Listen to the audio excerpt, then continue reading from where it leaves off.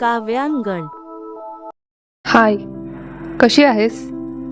I know, job आणि घर सांभाळून दमली आहेस. स्वतःला वेळ देता येत नाहीये. शरीर आणि मन दोन्हीच्या स्वास्थ्याचं संतुलन बिघडत चाललं आहे. दमछाक होती आहे सगळ्या अपेक्षांचं ओझं वाहताना, हो ना?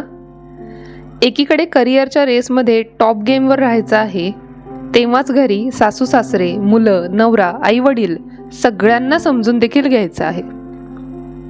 मनातली घुसमट आता शरीरावर दिसू लागली आहे. पण मला फक्त एकाच प्रश्नाचं उत्तर दे, हे सर्व का करते आहेस?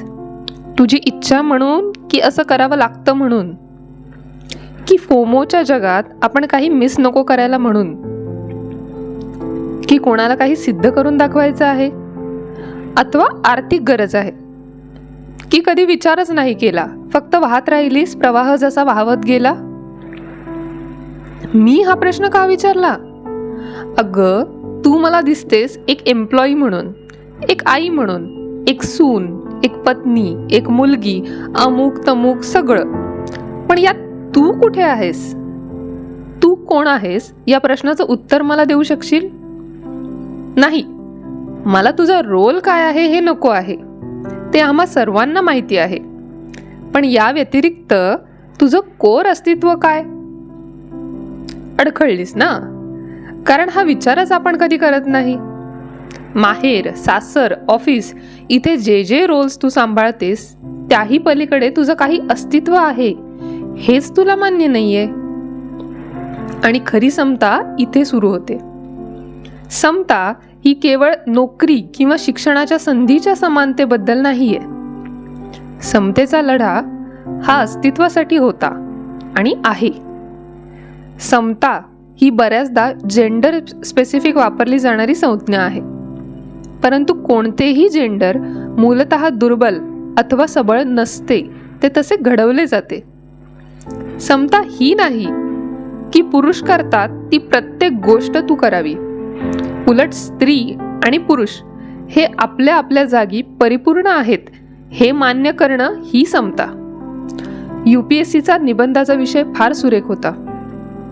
Girls are weighed down by restrictions, boys with demands, two equally harmful disciplines. पहा ना, अन्याय दोन्ही बाजूंनी होत आहे, त्याचं स्वरूप मात्र वेगळं वेगळं आहे. खरी समता तेव्हाच स्थापित होऊ शकते जेव्हा समाजाचे सर्व घटक एकमेकांचे परिपूर्ण अस्तित्व मान्य करतील. आपण सर्रास असं म्हणतो की महिलांना संरक्षणाची गरज असते, परंतु तीच महिला जर पोलीस असेल तर तिने इतरांचे संरक्षण करणे अपेक्षित असते, बरोबर? इथे तिला मिळालेले प्रशिक्षण, अधिकार यामुळे एका दुर्बल घटकाचे सबल घटकात रूपांतरण झालेले दिसते.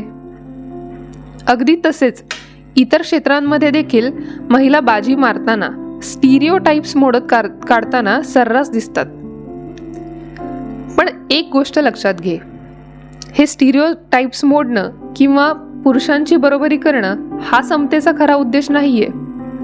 ते एक प्रकारचे माध्यम जरूर आहे, परंतु स्त्रीचं माणूस म्हणून अस्तित्व मान्य करणे, तिला तिच्या इच्छा आकांक्षानुसार घडू देणे ही खरी समता.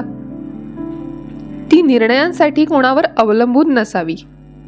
तिला तिचे निर्णय घेण्याचा हक्क असावा. तिने घेतलेल्या निर्णयांचा आदर व्हावा. तिची ओळख ही तिच्यापासून सुरू व्हावी. असे अनेक पैलू यात आहेत. स्वतःच्या इच्छेविरुद्ध बनलेली IAS अधिकारी देखील मग समतेची अनुभूती नाही घेऊ शकत. परंतु स्वतःचे निर्णय सक्षमपणे घेणारी एक आदिवासी स्त्री देखील माझ्या दृष्टीने अधिक स्वतंत्र असेल. समता ही केवळ आर्थिक दृष्टीने किंवा रोजगाराच्या दृष्टीने आपण नाही पाहू शकत. एखादी गृहिणी जेव्हा मला नाहीये सध्या जॉब करण्याची इच्छा म्हणून आनंदाने घर सांभाळते, तेव्हा ती देखील स्वतंत्र असते, हे आपण पाहायला हवं. पण आजही स्त्री ही बहुतांशी तिच्या सामाजिक रोल्सवरूनच ओळखली जाते. त्यामध्येच ती आणि समाज तिचे पूर्णत्व समजतात. पिता रक्षति कौमारे भर्ता रक्षति यौवने रक्षन्ति स्थविरे पुत्रा न स्त्री स्वातंत्र्यम अर्हती. पहा ना, आत्ता पण आपण यापासून फार पुढे नाहीये येऊ शकलो. हे दाहक वास्तव आहे. स्त्रीला एक स्वतंत्र व्यक्तिमत्व म्हणून आपण कितपत पाहू शकतो यात शंका आहे. कोणत्याही टॅक्स रिटर्नची देखील जितकी स्क्रुटिनी नसेल होत एवढी तिची केली जाते. ही मुलगी कोण आहे, माहेर कोणतं, सासर कोणतं, मुलं किती, नवरा काय करतो, नवरा जिवंत आहे का, एक ना अनेक असे प्रश्न तिचं अस्तित्व ठरवतात. तिची एक माणूस म्हणून ओळख अधिकच पुसट होत जाते. एका स्त्रीचं अस्तित्व कधीच तिच्यापुरतं मर्यादित दिसत नाही. तिची ओळख तर नाहीच, परंतु तिचं आयुष्य देखील त्याच कोशात गुरफटलेलं असतं. ते तसं असण्यात काही गैर देखील नाही, परंतु त्यात तिच्या मनाची घुसमट होऊ नये, तिच्या इच्छेविरुद्ध तिला जगावे लागू नये ही काळजी घेणं महत्वाचं. समता आणि संस्कृती या दोन विरुद्ध बाजू नाहीत हे जसं समजायला हवं, तसेच संस्कृतीमधील काही गोष्टी काळासोबत बदलायला देखील हव्या हे पण लक्षात घ्यायला हवं. रोल मॉडेल बनण्यापेक्षा रोल्स डिव्हिजन आणि डायव्हर्सिफिकेशन करू शकतो हे जाणवायला हवं. बरं, आता गंमत अशी की ही स्त्री स्वातंत्र्याची चळवळ म्हणजे धरलं की चावतंय आणि सोडलं की पळतंय. पूर्ण मनाने त्यात उतरता येत नाही आणि मनाची जोखडं अजून बाजूला सारता देखील येत नाही. पण आता श्वास देखील कोंडतोय, मोकळं अवकाशही खुणावतं आहे. निसर्गाने दिलेली पहिली देणगी म्हणजे स्वातंत्र्याची निसंशय ओढ. ती नेहमीच राहणार. फक्त मेघ ही की स्वतःचं अस्तित्व पुन्हा कसं मिळवायचं. कदाचित याचं उत्तर कोणालाच अजून पूर्णपणे उमगलेलं नसावं. बिट्स अँड पीसेसमध्ये कित्येक जणी प्रयत्न करत आहेत. काहींनी आपल्या छंद आणि आवडीनिवडी यात आपलं अस्तित्व शोधलं, तर काहींनी आडनावाचा त्याग करून फक्त माझं नाव हीच माझी ओळख हे स्वीकारलं.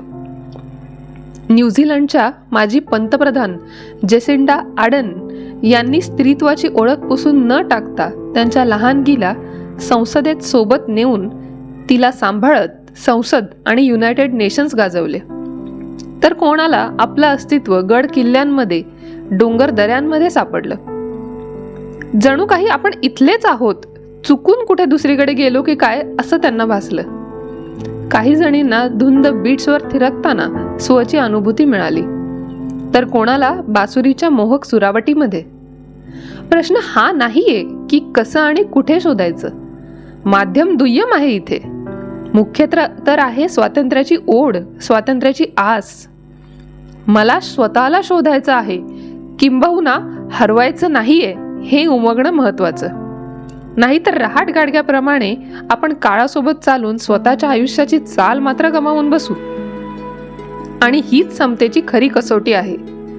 समता ही नाही की तू कोट्यवधी कमवावे आणि स्वतःची आर्थिक क्षमता सिद्ध करावी, ना की लगेच बंदूक घेऊन लढायलाही जावं.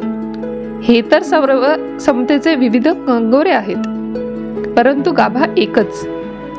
तुला तुझे निर्णय घेण्यासाठी सक्षम बनवणे, तुला तुझं असं स्वतःचं अस्तित्व असणे, तुझी स्वातंत्र्याची नैसर्गिक आस दाबून न टाकणे. पिंजरा खरा असो वा आभासी, जोवर तू मुक्त अवकाशाला कवेत घेत नाहीस तोवर तुझी सुटका ती कशी होणार. म्हणूनच म्हणते, लेवून तुझ्या अस्तित्वाचं लेणं ग, घे झेप सखे, शोध तुझ्या खऱ्या स्वला ग. समतेच्या या पर्वामधली तूच खरी कोलंबस ग, तूच खरी कोलंबस ग.